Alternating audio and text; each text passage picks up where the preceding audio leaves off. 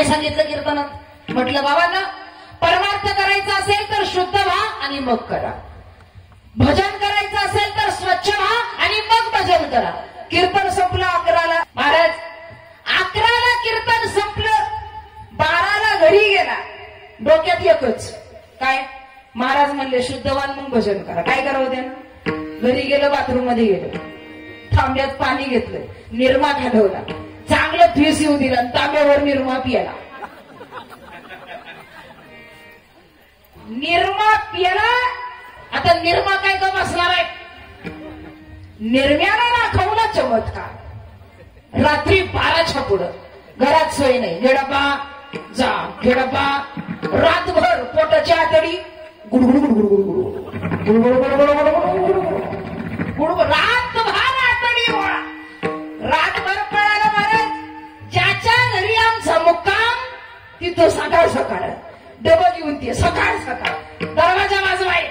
वाजवला ना दरवाजा. ते घर मालकानं उघडला. म्हणलं जय हरी. जय हरी नाही, महाराज कुठं आहेत?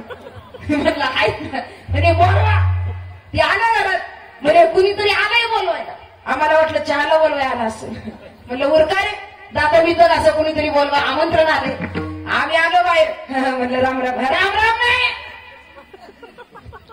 आता ते जी अवस्था बघितली ती पक्क माहित गेल. ते डबा हातात, ते टावेल गुंडारे वाट करून.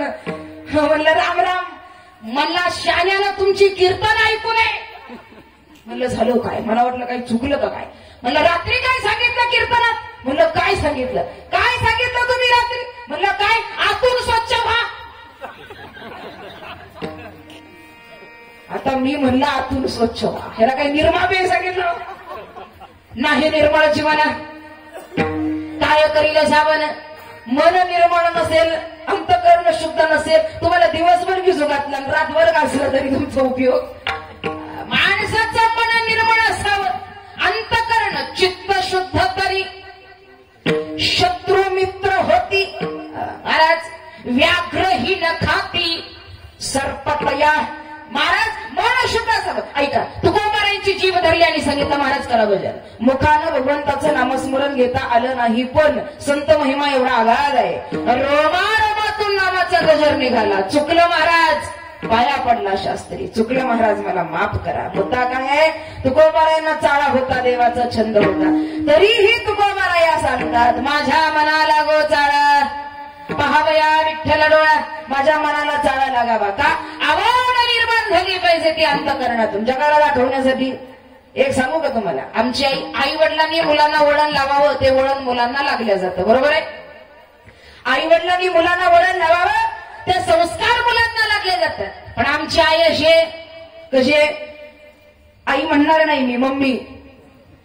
आमची मम्मी अशी आहे, पोरग कीर्तनाला चुकून हरिपाठाला टाळी घेऊन उभा राहिलं का आई हात धरून घरी घेऊन जाते. काय भेटणार आहे? टाळ कुठून?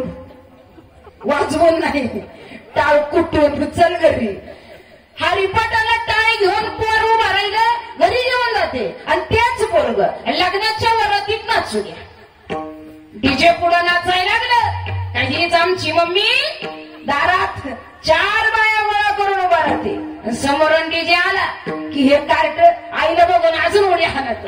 मग ही आई शेजारणीला सांगते, अगं सखू, मोठ्या अभिमानाने, अगं सखू, अगं सखू, अगं बघ माझा पिंट्या कसा पॅन्ट फाटूस तर नाचतोय. कधी फाटली त्याला कळालं नाही, पण फाटली. या अवघड आईची कामं महाराज काय सांगाल. एवढी आई आमची अवघड आहे. म्हणून महाराज सांगतात, अरे वळण लावायचं असेल ना या हरिनामामध्ये. कीर्तन आजकाल लोकांना आवडत नाही. कीर्तन म्हणलं की किरकिर समजतात. कीर्तन ऐकायला येतात कोण? नेमलेली माणसं, रिझर्वेशन सीट, ज्यांच्या कानाचे पडदे फाटले. कीर्तनाला यायचं कोणी? इकडं कानाचे पडदे फाटेल आणि गर्दी महाराजाच्या पुढं. महाराज बोबलू बेजार, त्याला ऐकायच कुठं येतंय? महाराजांनी म्हणावं तुकाराम महाराज काय म्हणतात, त्यांनी आमच्याकडे बघावा. कोमल कीर्तन झालं. महाराज काय सांगाल. हरिभक्ती करायची असेल ना या कीर्तनामध्ये, धिंगाणा घालायचाय घाला, मस्ती करायची करा, काय माज करायचंय तो करा, काय माज दाखवायचंय तो दाखवा, पण कुठं करा? इथं करा ना. महाराज संत महात्मे सांगून गेले, तरणा भाग्यवंता